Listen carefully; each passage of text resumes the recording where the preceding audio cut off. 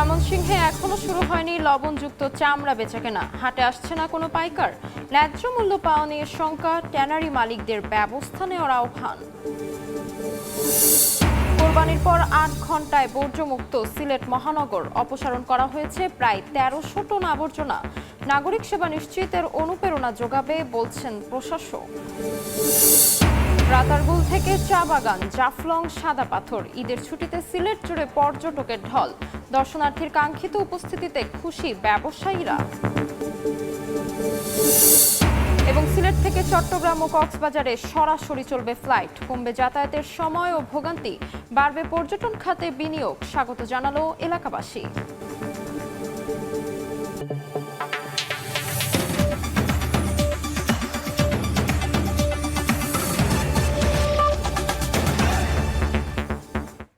আমন্ত্রণ সময় সংবাদের নিয়মিত আয়োজন বিভাগীয় সময়ে। থাকছে সপ্তাহের ৭ দিন ভিন্ন ভিন্ন বিভাগের সংবাদ নিয়ে। আজ থাকছে সিলেট ও ময়মনসিংহ বিভাগ। সঙ্গে আছে আমি তাজমিলা খান। ময়মনসিংহে এখনো শুরু হয়নি লবণযুক্ত চামড়া বেচাকেনা। শনিবার মৌসুমের প্রধান চামড়ার হাট বসলেও সেখানে দেখা মেলেনি কোনো পাইকার ও ট্যানারি প্রতিনিধির। ফলে মৌসুমে ব্যবসায়ীরা সংগ্রহ করা চামড়া লবণ দিয়ে সংরক্ষণ করে মজুত করে রেখেছেন। এতে ন্যায্য মূল্য পাওয়া নিয়ে আশঙ্কা জানিয়েছেন তারা। এদিকে নগরীর শম্ভুগঞ্জ চামড়ার হাটের ইজারাদার জানান, হাটে ট্যানারি মালিকদের অংশগ্রহণ নিশ্চিত করতে আহ্বান জানানো হয়েছে।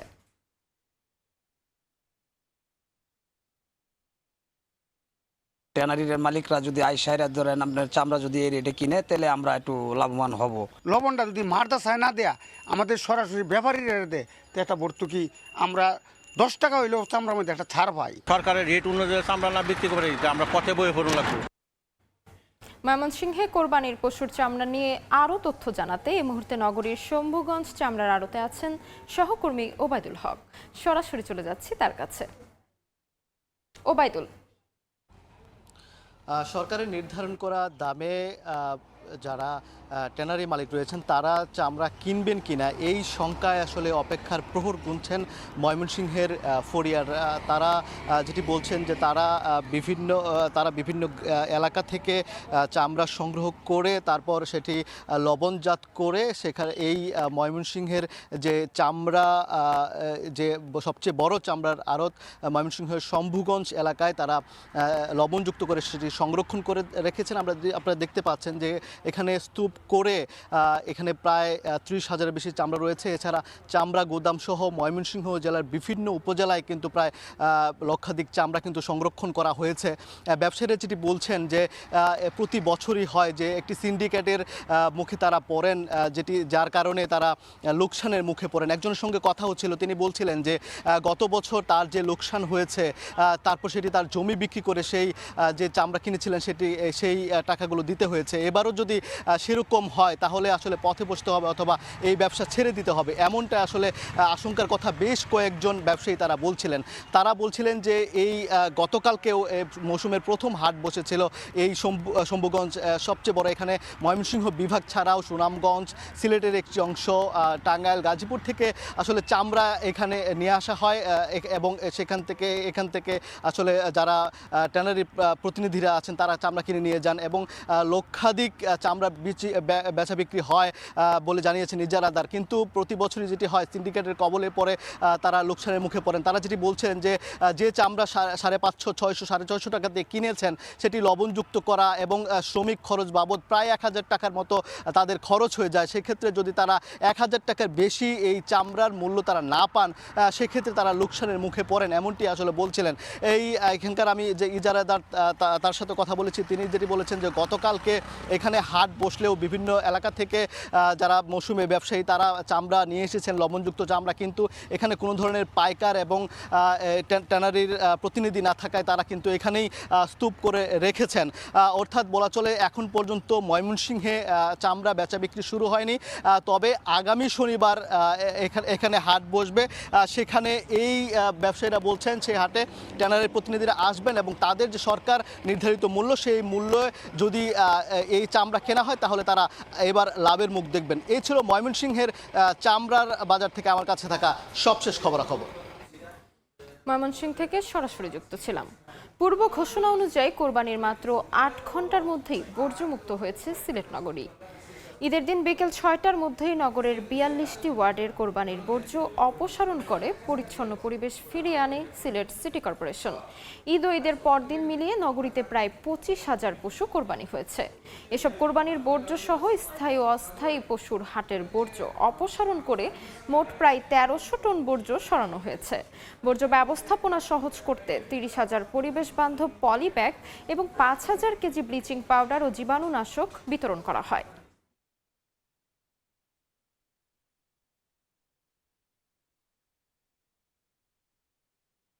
আমরা ৮ ঘন্টার মধ্যে নগরীকে বর্জ্যমুক্ত করে আমরা পূর্বের অবস্থায় ফিরিয়ে আনতে পেরেছি। এই বছর অন্তত ২৫,০০০ আমরা যে পরিসংখ্যান পেয়েছি ২৫,০০০ পশু জবাই হয়েছে।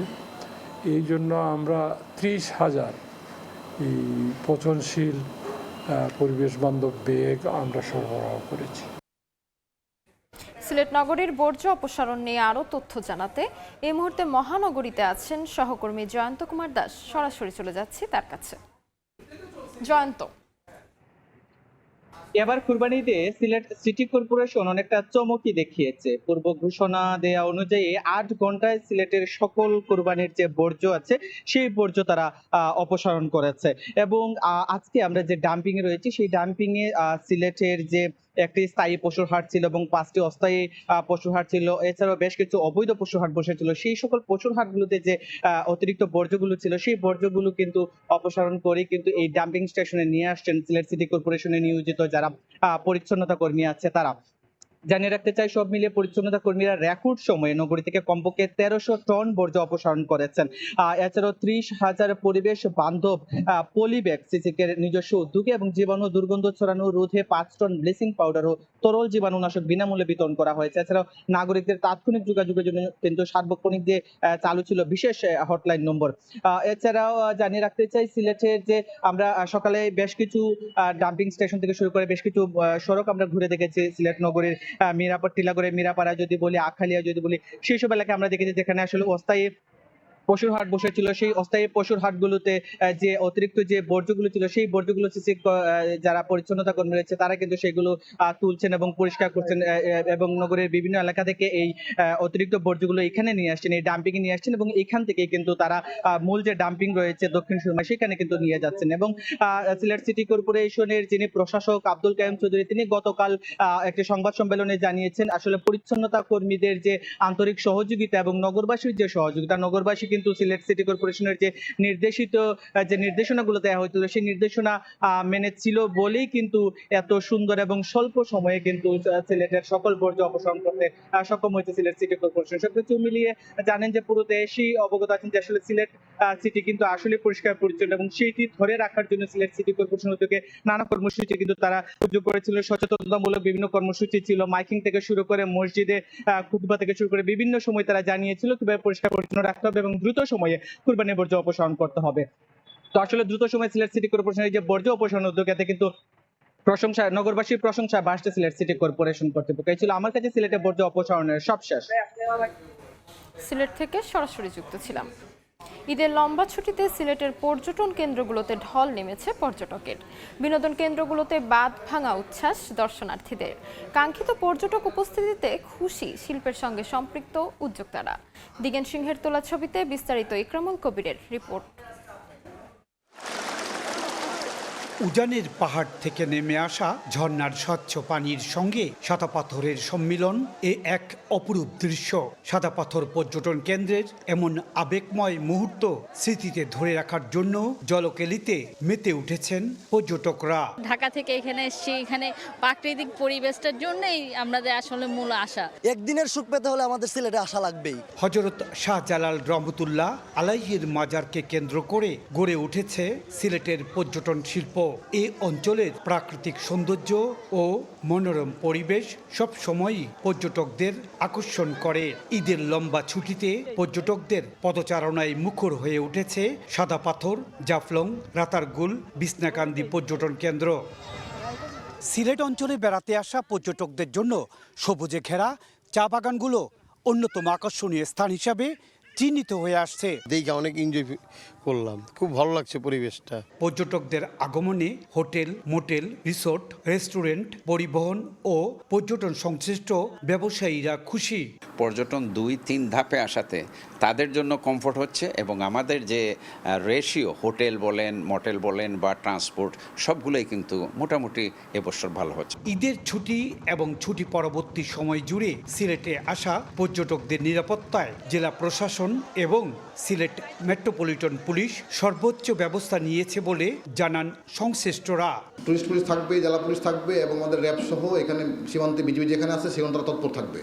তো আমরা আশা করছি ইনশাআল্লাহ কোনো সমস্যা হবে না। আমরা মোটামুটি আমাদের কনসার্ন সকল বাহিনী, আমাদের নির্বাহী ম্যাজিস্ট্রেট থেকে শুরু করে সবাই কিন্তু আমাদের দায়িত্ব থাকবেন। পর্যটন এলাকায় যেগুলো মেট্রোপলিটন এলাকার বাইরে সিলেট জেলার মধ্যে, সেগুলোর জন্য সিলেট জেলা পুলিশের পক্ষ থেকে পর্যাপ্ত নিরাপত্তা ব্যবস্থা নেওয়া হয়েছে। জেলা প্রশাসন সূত্র জানায়, অনুকূল পরিবেশ পরিস্থিতির কারণে শুধু সিলেটে গত ঈদ উল ফিতরে 5 লাখেরও বেশি পর্যটক এসেছিলেন। ঈদ উল আজহার ছুটিতে এ সংখ্যা আরও বাড়তে পারে বলে মনে করছেন সংশ্লিষ্টরা। ইকরামুল কবির, সময় সংবাদ, সিলেট। ঈদ আনন্দের আরও তথ্য জানাতে এই মুহূর্তে সিলেটের লাক্কাতুরা চা বাগান আছেন সহকর্মী ইকরামুল কবির। সরাসরি চলে যাচ্ছি ইকরামের কাছে। এই মুহূর্তে আছে সিলেটের লাক্কাতুরা চা বাগান। এই বাগান সহ এই আশেপাশে যে বাগানগুলো আছে, মালিসরা চা বাগান, আলীবাহার চা বাগান সহ অন্যান্য বাগানগুলোতেই পর্যটকের আনাগোনা বেশ মুখর থাকে। কিন্তু এখন ঠিক দুপুরবেলা যে কারণে কিছুটা কম, তবে বিকেল আমরা গতকালকেও দেখেছি বিকেলের দিকে প্রচুর পর্যটক এই এলাকায় এসেছিলেন এবং প্রতিদিনই বিকেলবেলা ঈদের ছুটিতে বিকেলবেলাটা এদিকে বেড়াতে আসেন। এর কারণ হচ্ছে কি, সকালবেলা পর্যটকরা দূরের যে পর্যটন কেন্দ্রগুলো আছে, সাদা পাথর, বিছনাকান্দি কিংবা জাফলং কিংবা রাতারগুল, এই সমস্ত জায়গায় তারা চলে যায় এবং বিকেল বেলাটা যখন এখানকার রোদ কমে যায় বা এখানে যে এখন বেশ তাপমাত্রা অনেক বেশি, এইটি যখন কমে যায় তখন তারা বিকেল বেলাটা এই সবুজে ঘেরা বাগানগুলো তারা পছন্দ করে নেন। আপনারা দেখতে পাচ্ছেন এখন 3টার কিছু বেশি হয়েছে, 3:15 মতন এখন পর্যটকদের আনাগোনা শুরু হয়ে গিয়েছে। কিছু কিছু পর্যটকরা ইতিমধ্যে আসতে শুরু করেছে এবং এই যে পর্যটকদের ঢল, এই ঢলটা একেবারে সন্ধ্যা পর্যন্ত এবং সন্ধ্যার পরেও এই পুরো পরিপূর্ণ থাকবে এবং প্রত্যেকটা বাগানেরই একই আমরা দৃশ্য দেখেছি। এবং বলে রাখা প্রয়োজন যে এবার অত্যন্ত শান্তিপূর্ণ এবং সুশৃঙ্খল পরিবেশে পরিস্থিতির কারণে এবার পর্যটকের সংখ্যা অনেক বেশি আমরা দেখতে পাচ্ছি। গত যে ঈদ উল ফিতরের সময় স্থানীয় প্রশাসন জানিয়েছে 5 লক্ষাধিক পর্যটক এসছে। এবার তারা আশা করছেন সিলেট সহ সিলেট অঞ্চলের যে পর্যটন কেন্দ্রগুলো রয়েছে প্রত্যেকটি পর্যটন কেন্দ্রে বিপুল সংখ্যক পর্যটক আসবে এবং পর্যটকদের নিরাপত্তা, পর্যটকরা যাতে করে নির্বিঘ্নে চলাচল করতে পারে তার জন্য প্রশাসনের পক্ষ থেকে বেশ কিছু ব্যবস্থা গ্রহণ করেছে এবং আইন শৃঙ্খলা পরিস্থিতি যাতে করে পর্যটকদের অনুকূলে থাকে, পর্যটক বান্ধব থাকে এবং যাতে করে তারা নির্বিঘ্নে চলাচল করতে পারে। শহরে বিশেষ করে যারা বিভিন্ন পর্যটন কেন্দ্রগুলো দেখে থাকে তাদের অবস্থান কিন্তু সিলেট নগরীর বিভিন্ন হোটেল, মোটেল এবং রিসোর্টে, এবং তারা যেন সেখানে খুব শান্তিপূর্ণ পরিবেশে থাকতে পারে সেটি তারা দেখে তারা নিশ্চিত করেছে। আমরা এসএমপি পুলিশ, জেলা পুলিশ কিংবা যেই ডিআইজি রেঞ্জ থেকে শুরু করে সে বিভাগীয় কমিশনার বা জেলা প্রশাসক সবাই বারবার মিটিং করেছে, বারবার সভা করেছে। বিভিন্ন আইন শৃঙ্খলা রক্ষা বাহিনীর সদস্যদের সাথে তারা সভা করেছে, র্যাব, পুলিশ, বিজিবি সহ। এবং আমাদের সিলেটের বলে রাখা প্রয়োজন যে 3 দিকে সীমান্ত থাকার কারণে সীমান্ত ঘেঁষে কিন্তু আমাদের পর্যটন কেন্দ্রগুলো অবস্থান, যেমন সাদা পাথর, জাফলং, বিছনাকান্দি, এগুলো কিন্তু একেবারে সীমান্তের লাগোয়া পর্যটন কেন্দ্র। সেক্ষেত্রে বিজিবিকেও সতর্ক রাখা হয়েছে যাতে করে পর্যটক যারা আছে তারা যেন নির্বিঘ্নে সেই সমস্ত জায়গায় যে স্বচ্ছ পানির সাথে তারা যেন কিছু সময় কাটিয়ে আসতে পারে এবং শহরের সেই কোলাহলমুক্ত অবস্থা থেকে এখানে একটি শান্তি পাওয়ার জন্য পর্যটকরা আসে এবং সেই অবস্থায় এখন পর্যন্ত বজায় রয়েছে। মোটামুটি এই ছিল সিলেটের যে ঈদ উপলক্ষে পর্যটকদের ঢল নেমেছে তার সবশেষ খবর। সিলেট লাক্কাতুরা চা বাগান থেকে সরাসরি যুক্ত ছিলাম। সিলেট থেকে সরাসরি চট্টগ্রাম ও কক্সবাজারে বিমান চালুর উদ্যোগে খুলতে যাচ্ছে যোগাযোগ ব্যবস্থার নতুন সম্ভাবনা। বর্তমানে সরাসরি ফ্লাইট না থাকায় ঢাকা কেন্দ্রিক রুটের উপর নির্ভরশীল যাত্রীরা। এই উদ্যোগ বাস্তবায়িত হলে দেশের উত্তর পূর্বাঞ্চলের সঙ্গে বন্দরনগরী চট্টগ্রাম ও পর্যটন নগরী কক্সবাজারের যোগাযোগে আসবে নতুন গতি। সিলেট থেকে নৌশাদ আহমেদ চৌধুরীর ছবিতে অপু বণিকের রিপোর্ট।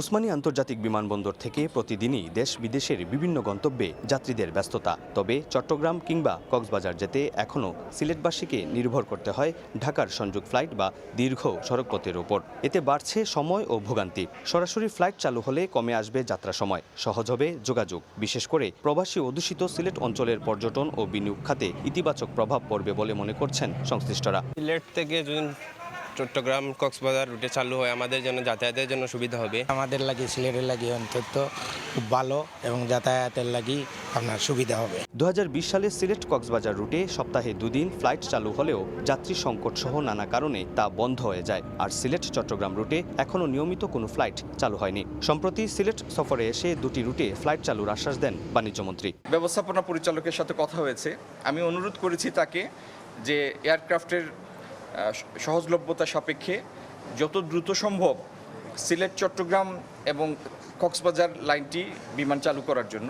তিনি আমাকে আশ্বস্ত করেছেন তার অগ্রাধিকার তালিকায় এটি থাকবে। পর্যটন সংশ্লিষ্টরা বলছেন সরাসরি আকাশ যোগাযোগ চালু হলে সিলেট চট্টগ্রাম ও কক্সবাজারের মধ্যে ব্যবসা বাণিজ্য ও পর্যটন খাতে নতুন সম্ভাবনা তৈরি হবে। বাড়বে অভ্যন্তরীণ পর্যটক ও অর্থনৈতিক কর্মকাণ্ড। আমাদের সাথে চিটাগাংয়ের যেটা একটা আপনারা জানেন একটা ব্যবসায়িক সম্পর্ক ছিল, সেইটা আস্তে আস্তে কিন্তু যোগাযোগের জন্য আমরা অনেকটা পিছিয়ে গেছি, সেইটা আবার পুনরুদ্ধার হবে বলে আমার বিশ্বাস। আমরা আশা করি ঢাকা থেকে যে সকল পর্যটক কক্সবাজারে যাবেন তারা আবার সিলেট ভ্রমণের জন্য সহজ হিসাবে বিমানের ভ্রমণ করবেন। ওসমানী আন্তর্জাতিক বিমানবন্দর কর্তৃপক্ষ বলছে নতুন 2টি রুটে ফ্লাইট পরিচালনায় তাদের সার্বিক প্রস্তুতি রয়েছে। আমাদের কোনো বাধ্যবাধকতা নেই, আমরা অলওয়েজ সার্ভিস দেওয়ার জন্য প্রস্তুত। এইটাই হচ্ছে আমাদের কথা। বাদ বাকিটুকু এয়ারলাইন্সে, যেহেতু তারা হ্যান্ডেলিং করে কোন রুটে তাদের লাভ হবে কোন রুটে হবে না সেটা তারা ডিসিশন নেবে। বর্তমানে ওসমানী আন্তর্জাতিক বিমানবন্দর থেকে ঢাকা ছাড়াও যুক্তরাজ্য ও মধ্যপ্রাচ্যের কয়েকটি গন্তব্যে ফ্লাইট পরিচালিত হচ্ছে। সিলেট থেকে চট্টগ্রাম এবং কক্সবাজার রুটে পুনরায় ফ্লাইট চালু হলে সিলেটের সাথে যোগাযোগ ব্যবস্থায় নতুন মাত্রা যোগ হবে, এমনটাই মনে করছেন সিলেটবাসী। সিলেট ওসমানী আন্তর্জাতিক বিমানবন্দর থেকে অপু বণিক, সময় সংবাদ। বিভাগীয় সময় আরও থাকছে। মৌলভীবাজারে লিচুর বাম্পার ফলন, চাহিদা থাকায় জমে উঠেছে বেচাকেনা। বৃষ্টি ও বন্যপ্রাণীর আক্রমণের শঙ্কায় আগেভাগেই ফল সংগ্রহ করছেন অনেকে। সুনামগঞ্জের জাদুকাটা নদীতে নির্মাণাধীন শাহ আরেফিন অদ্বৈত মৈত্রী সেতুটি 5 বছর ধরে 2 দফা গার্ডার ধসের কবলে পড়ে। এ ঘটনায় নিরপেক্ষ তদন্ত ও দোষীদের শাস্তির দাবি জানিয়েছেন এলাকাবাসী। তাদের প্রশ্ন, ঝড়ো বাতাসে আশেপাশের ঘরবাড়ি অক্ষত থাকলেও শত শত টনের গার্ডার কিভাবে ধসে পড়ছে। এলজিইডির দাবি, ঝড়ে নয় ঠিকাদারি প্রতিষ্ঠানের গাফিলতিতেই এই দুর্ঘটনা। হিমাদ্রি শেখর ভদ্রের রিপোর্ট, ক্যামেরায় ছিলেন এবাদুর হক রুজেল। ঝড়ে আশেপাশের কাঁচা ঘরও ক্ষতিগ্রস্ত হয়নি, অথচ প্রতিটির প্রায় 140 টন ওজনের 5টি গার্ডার পিলার ধসে পড়ে জাদুকাটা নদীতে তলিয়ে গেছে। এই ঘটনার রহস্য আর ক্ষোভ দুটোই বেড়েছে স্থানীয়দের মাঝে। সুনামগঞ্জের তাহিরপুর উপজেলার জাদুকাটা নদীর উপর নির্মাণাধীন শাহ আরিফিন অদ্বৈত মৈত্রী সেতু ঘিরে একের পর এক দুর্ঘটনা এখন স্থানীয়দের কাছে আতঙ্কের নাম। 2022 সালে বালুবাহী বালখেটের ধাক্কায় 2টি গার্ডার নদীতে পড়ে যায়। এরপর চলতি বছরের 17 মে গভীর রাতে আরও 5টি গার্ডার ধসে পড়ে। স্থানীয়দের অভিযোগ, ঠিকাদারি প্রতিষ্ঠানের অবহেলা ও পিলারের কাছ থেকে অবৈধভাবে বালু উত্তোলনের কারণে বারবার দুর্ঘটনা ঘটছে। তারা বলছেন, সেতুটি নির্মাণ হলে টাঙ্গুয়ার হাওর, জাদুকাটা নদী, নীলাদ্রি লেক সহ বিভিন্ন পর্যটন কেন্দ্রের সঙ্গে সহজ যোগাযোগ তৈরি হবে, বাড়ত পর্যটক ও কর্মসংস্থান। আমার মাঝে কোনো ত্রুটি আছে, এই কারণে ওই একটা গাটারের উপরে আরেকটা গাটার পড়িয়া এই 5টা গাটার এই সেতু থেকে পড়ে গেছে। স্কুল কলেজে যাতায়াতের অনেক অসুবিধা হচ্ছে, ব্রিজটা হইলে আবার বাদাঘাট বাজারের সাথে অনেক বাণিজ্যিক একটা সম্পর্ক হইতো। 2.5 বছরের কথা ছিল, বাট এখন 8 বছর হয়ে গেছে, এখনো এই ব্রিজের কাজ হয় না। আমরা এটা বিচার চাই, এটা বারবার যে ভাঙে পড়ে, গতগ্রস্ত আবার ভাঙে পড়ছে, এদিকেও ভাঙে পড়ছে। এলজিইডি জানিয়েছে প্রায় 80% কাজ শেষ হওয়ার পর 2 দফা গার্ডার ধসে কাজে অগ্রগতি পিছিয়ে গেছে। ধসে যাওয়া গার্ডার উদ্ধার ও বাকি কাজ শেষ করতে আরো অন্তত 1 বছর সময় লাগবে। ঠিকাদার গাফিলতি কাটে এই জন্য একটা গার্ডারের কস্ট আসে প্রায় 3800 টাকা, সেই হিসেবে 5টা গার্ডারের কস্ট 1 মিলিয়ন উঠবে। তার এটার উপর 20% জরিমানা করে প্রায় ঠিকাদারের ক্ষতি হবে 2,40,00,000 টাকা। এটা আমরা ফাইনাল সেট পেমেন্ট সেটেলগুলো সেই রিঅ্যাডজাস্ট করে আমরা এটা সমাধান করে দেব। 2018 সালে প্রায় 86 কোটি টাকা ব্যয় শুরু হয় 750 মিটার দীর্ঘ এই সেতুর নির্মাণ কাজ। 2021 সালে কাজ শেষ হওয়ার কথা থাকলেও 4 দফা সময় ও অতিরিক্ত 43 কোটি টাকা বরাদ্দের পরও শেষ হয়নি প্রকল্প। সময় সংবাদ, সুনামগঞ্জ। 1.5 বছর আগেই শেষ হয়েছে নির্মাণ কাজ, কিন্তু এখনও চালু হয়নি সুনামগঞ্জের ইনস্টিটিউট অফ হেলথ টেকনোলজি। কোটি টাকার এই স্থাপনা পড়ে আছে অযত্নে, অবহেলায়। হিমাদ্রি শেখর ভদ্রের পাঠানো তথ্য ও এবাদুল হক রুজেলের ছবি নিয়ে রিপোর্ট। স্বচ্ছ কাচে ঘেরা আধুনিক একাডেমিক ভবন, কিন্তু ভেতরে নেই কোনো ক্লাস, নেই শিক্ষার্থীদের কোলাহল। নীরব নিস্তব্ধ পুরো ক্যাম্পাস যেন বলে দিচ্ছে চিঠি চালাচালি আর জটিলতায় আটকে আছে জনগুরুত্বপূর্ণ একটি প্রতিষ্ঠান। সুনামগঞ্জ শহরের আলিপাড়ায় নির্মিত ইনস্টিটিউট অফ হেলথ টেকনোলজি চালু হওয়ার কথা ছিল অনেক আগেই, অথচ হস্তান্তর জটিলতা আর জনবল সংকটে এখনো বন্ধ পড়ে আছে প্রতিষ্ঠানটি। যেখানে শিক্ষার্থীদের পদচারণায় মুখর থাকার কথা, সেখানে ঘুরে বেড়ায় কুকুর বিড়াল। ভবনের বারান্দায় পড়ে আছে ধানের বস্তা। কোটি টাকার এই শিক্ষা প্রতিষ্ঠানের এমন চিত্র হতাশ করেছে স্থানীয়দের। এটা হলে কর্মসংস্থান বেড়ে যেত, বেকার কিছু কমতো। সবকিছু মিলে এই যে আমাদের ডায়াগনস্টিকের যে পরীক্ষাগুলো এগুলো হচ্ছে না, মানুষের অনেক সুবিধা থেকে দূরে থাকছে, শিক্ষার্থীরা পর্যাপ্ত শিখতে পারছে না। স্বাস্থ্য ব্যবস্থার সংকট কাটাতে এটা অতি দ্রুত চালু করা উচিত বলে আমি মনে করি। এটা যেভাবে বানানো হয়েছে এইভাবে মানুষের প্রত্যাশা দূরীভূত হয়েছে না। এই প্রতিষ্ঠানটি চালু না হওয়াতে, অর্থাৎ ছাত্রছাত্রী এখানে ভর্তি না হওয়াতে এখানে সুনামগঞ্জবাসীর অত্যন্ত ক্ষতি হয়ে যাচ্ছে। যদি এটা কার্যক্রম শুরু হয় তাহলে এই প্রত্যন্ত এলাকা সহ সারা বাংলাদেশের মানুষ উপকৃত হইতো, স্বাস্থ্যসেবা পাইত। আইএসটি চালু হলে মেডিকেল টেকনোলজিস্ট তৈরির সুযোগ তৈরি হতো। রেডিওলজি, ফার্মেসি, ডেন্টাল ও ফিজিওথেরাপি সহ বিভিন্ন বিষয় প্রশিক্ষণ নিতে পারতেন শিক্ষার্থীরা। শুধু আইএসটি নয়, পাশে নির্মিত নার্সিং ইনস্টিটিউটের অবস্থাও প্রায় একই। ভবন আছে, অবকাঠামো আছে, শুধু নেই কার্যক্রম। সিভিল সার্জন বলছেন, স্বাস্থ্য প্রকৌশল অধিদপ্তর এখনও প্রতিষ্ঠানটি স্বাস্থ্য শিক্ষা অধিদপ্তরের কাছে হস্তান্তর করেনি। এই কারণে বারবার চিঠি দিয়েও কার্যক্রম চালু করা যাচ্ছে না। স্বাস্থ্য শিক্ষা অধিদপ্তর এখানে যে এটা একটা অধ্যক্ষ থাকে প্রধান, এই পদে কোনো লোক নিয়োগ করেন নাই, অথবা অন্যান্য যে জনবল আছে সেই জনবল সেখানে সৃষ্টি হয় না এখন পদ, যার কারণে এটা ওই অধিদপ্তরই এটা নিয়ন্ত্রণ করছেন। এখন পর্যন্ত ওনারা হয়তো রিসিভ না করলেও এই ঠিকাদারের তত্ত্বাবধানে, স্বাস্থ্য প্রকৌশল অধিদপ্তরের তত্ত্বাবধানে এই বিষয়টা ওনারা দেখভাল করছেন। প্রায় 36 কোটি টাকা ব্যয় নির্মিত এই আইএসটি ক্যাম্পাসে রয়েছে একাডেমিক ভবন, হোস্টেল, শিক্ষক ও স্টাফ কোয়ার্টার সহ 7টি ভবন। সময় সংবাদ, সুনামগঞ্জ। মৌলভীবাজারে লিচুর বাম্পার ফলন হয়েছে, চাহিদা থাকায় জমে উঠেছে বেচাকেনা। বৃষ্টি ও বন্যপ্রাণীর আক্রমণের শঙ্কায় আগেভাগেই ফল সংগ্রহ করেছেন অনেকে।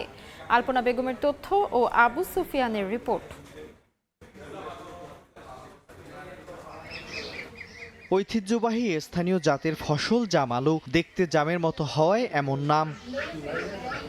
নেত্রকোনার কেন্দুয়া আটপাড়া কৃষি নির্ভর এলাকা। এখানকার উর্বর মাটিতে ধানের পাশাপাশি লাভজনক বিভিন্ন ফসল উৎপাদন হলেও সংরক্ষণের অভাবে আগ্রহ হারাচ্ছেন কৃষকরা। ফলন ভালো হলেও সংরক্ষণের আধুনিক ব্যবস্থা না থাকায় কৃষকরা ঘরে ক্যারেট বাক্সে কিংবা মাটির পাত্রে রেখে কোনো মতে বীজ সংগ্রহ করেন। ফলে উৎপাদনের পর কম দামে বিক্রি করতে বাধ্য হন তারা। কৃষকদের দাবি, ধানের তুলনায় জাম আলুর ফলন ও লাভ দুটোই বেশি। ব্যবসায়ীরা কৃষকদের কাছ থেকে কম দামে কিনে হিমাগারে রেখে পরে বেশি দামে বিক্রি করেন। আমরা এখান থেকে কম দামে নিয়ে বেশি দামে বেচে। যদি হিমাগার থাকতো তাহলে আমরা আলু ফসল করে লাভবান হতে পারতাম, এখন আমরা লাভবান হতে পারতাম না। আমরা যদি কোনো ব্যবস্থা করে দিত তাহলে তো আমরা মনে করেন সারা বছর এই জিনিসটা আমরা ব্যস্ত পারতাম, দর্শকে কিনা খাইতে পারতো।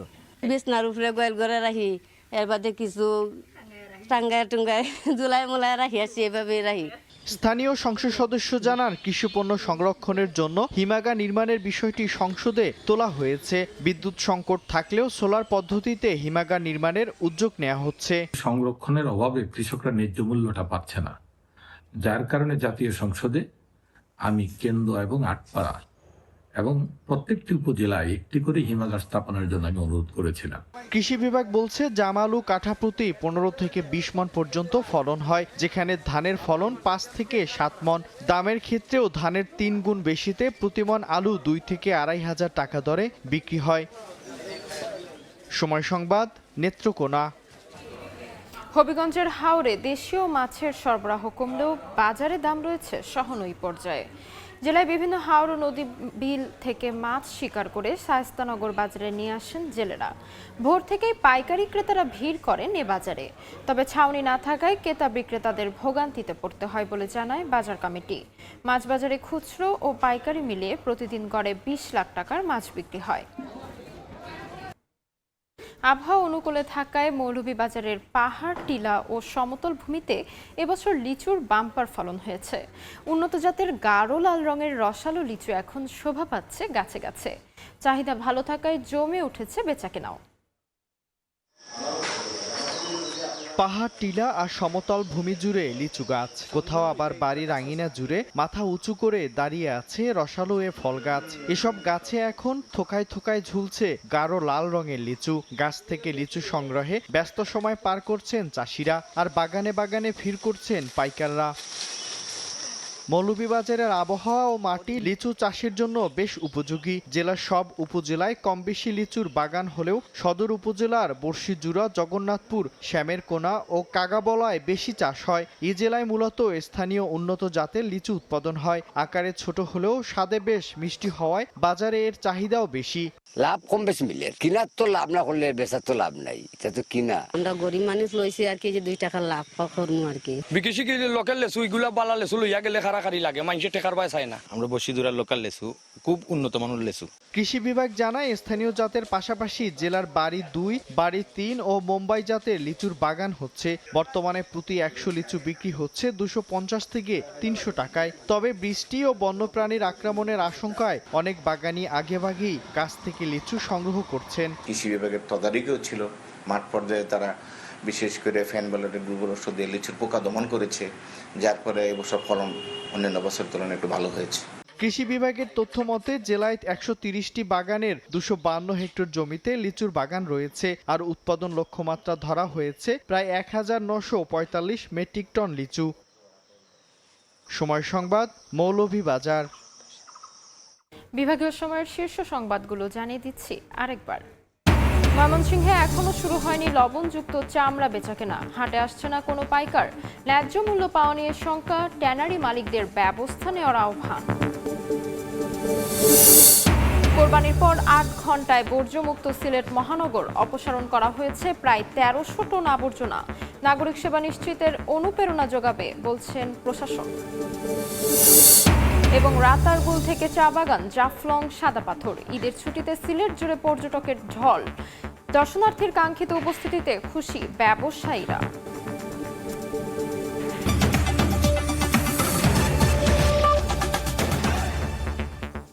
এই ছিল বিভাগীয় সময়। আগামীকাল থাকবো বরিশাল বিভাগের আয়োজন নিয়ে। এরপর আন্তর্জাতিক সময় নিয়ে আসছে কিছুক্ষণ পর। সঙ্গে থাকুন সময়ে।